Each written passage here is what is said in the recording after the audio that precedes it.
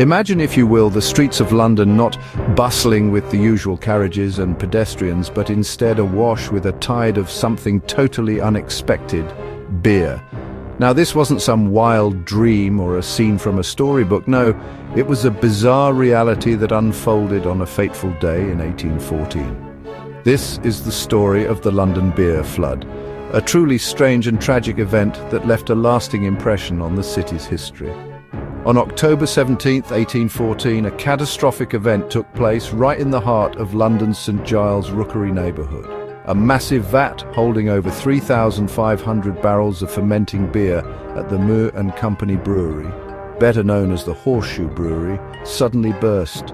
This wasn't just a minor leak or a simple spill. It was an explosion of epic proportions, sending a torrent of beer rushing into the unsuspecting streets below. And this wasn't just any beer, it was porter, a dark, heavy brew that was incredibly popular in London back then. The sheer volume of beer released was staggering, over 323,000 gallons, which is actually enough to fill an Olympic-sized swimming pool more than 1.5 times over. This tidal wave of beer, all frothy and foamy, surged through the brewery and into the surrounding streets, catching everyone completely off guard.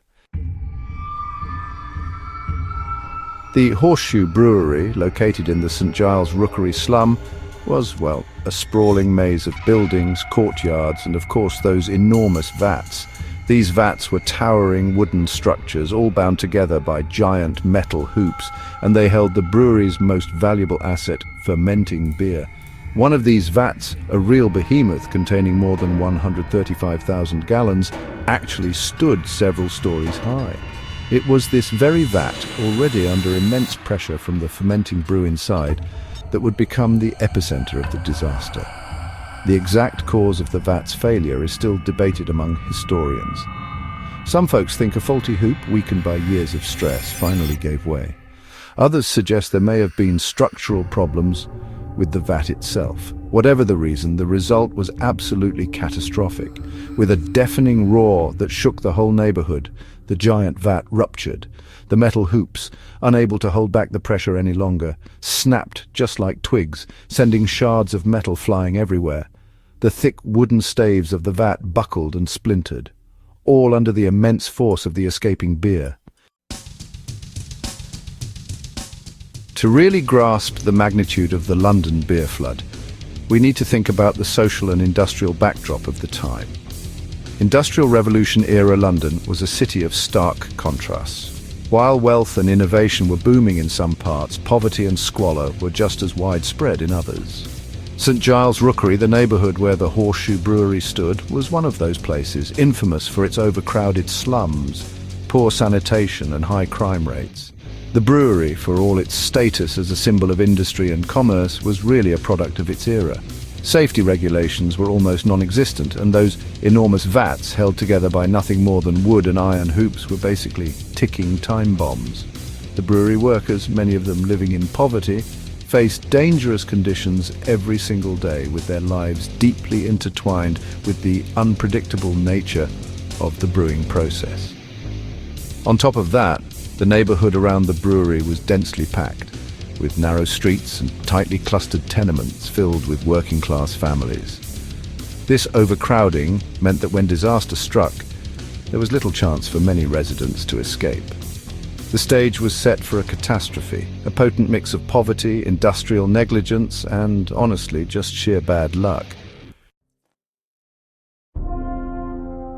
When the vat burst, it unleashed not just beer, but a torrent of destruction. The initial wave, a wall of liquid several feet high, crashed through the brewery walls, smashing through anything in its path. Workers inside the brewery had little chance to react, caught off guard by the sudden deluge of beer and debris.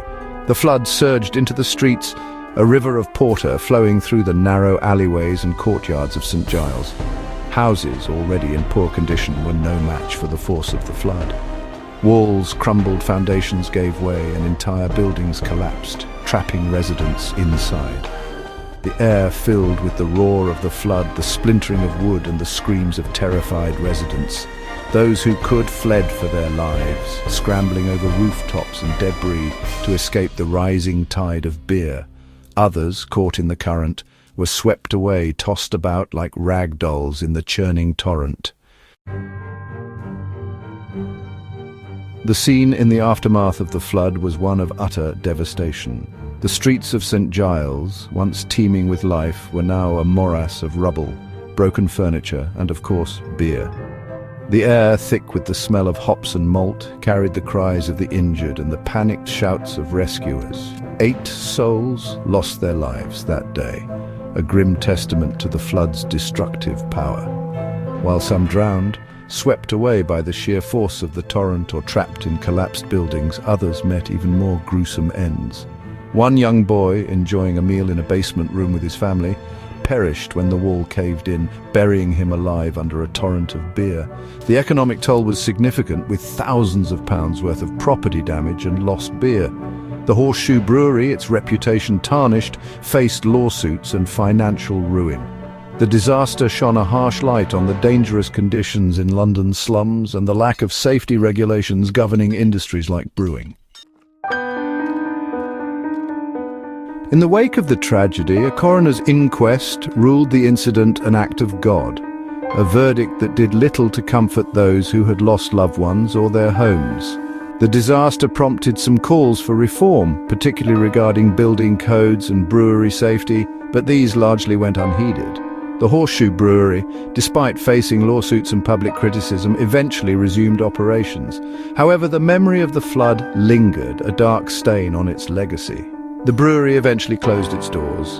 In 1921, its once bustling site swallowed up by the ever-evolving cityscape. The London beer flood serves as a stark reminder of the dangers of unchecked industrial growth and the vulnerability of those living in poverty. It's a tale of human error, industrial negligence, and the capriciousness of fate, all intertwined in a bizarre and tragic event. The London beer flood may seem like a tale spun from folklore, a cautionary fable about the dangers of excess. Yet this bizarre incident is firmly rooted in historical fact, a testament to the strange and unpredictable turns that history can take. It's a story that captures the imagination, prompting laughter, disbelief, and ultimately a sense of somber reflection on the fragility of life and the unforeseen consequences of human actions. The next time you raise a glass of beer, take a moment to remember the London beer flood of 1814. Remember the lives lost, the chaos unleashed, and the strange but true story of the day a wave of beer flooded the streets of London.